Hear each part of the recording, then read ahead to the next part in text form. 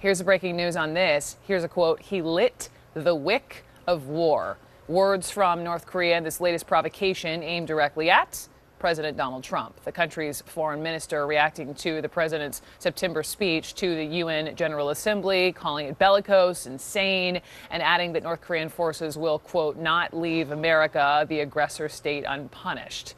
With that, Jeffrey Lewis is good enough to sit next to me. He's with the James Martin Center for Nonproliferation Studies. And so, Jeffrey Lewis, the line lit the wick of war. What does that say to you? Well, what's the signal they're sending? It's terrifying, right? I think what the North Koreans are trying to say is that they're not intimidated. I mean, one of the very interesting features of this conflict is both the president and Kim Jong-un seem to like to swear at each other. They're playing the same game. Yeah, they love this. So this is just going to keep going back and forth with the rest of us held hostage. But in addition to lit the wick of war, the other line from this foreign minister out of North Korea was that they believe their country is winning the rhetoric war. Yeah, I've got a weird job. I read a lot of communist propaganda, both from the past and from today.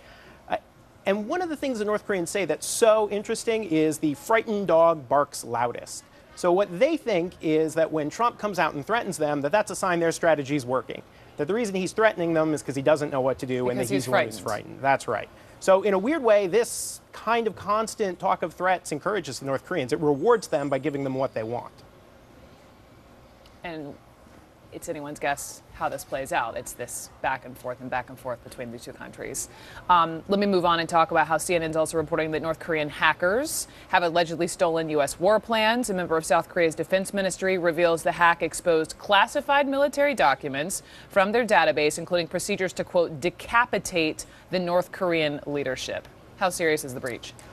Well, it's a little hard to know exactly what they got their hands on, but I think the bottom line that is the most disturbing about all of this is the fact that our war plan is to try to kill Kim Jong-un before he gives the order to use nuclear weapons. If you think about what that means is Kim is going to have a very itchy trigger finger. So if he got his hands on documents that suggest that's true, I think we have to be very worried that in a crisis he's going to worry we're going to try to take him out, and he may act first. So here's what the Pentagon is saying, just as a reaction. They declined to comment specifically on the reports of any sort of potential breach, which isn't surprising. They say we're confident in the security of our operations plans and our ability to deal with any threat from North Korea. Do we know if this even, that the hacker, does it come from within North Korea?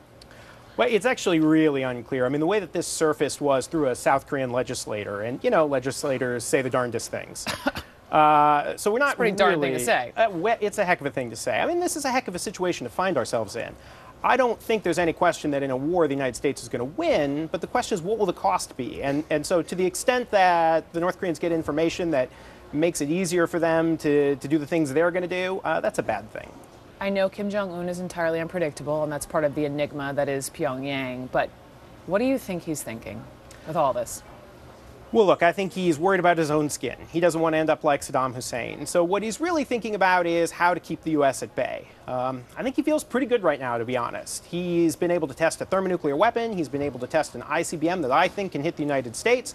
And he's got the president talking about him all day long. I think if you're Kim Jong-un, you think, this is going all right for me. Well, that's a little scary. Jeffrey Lewis, thank you. Thank you on all things North Korea. Coming up next.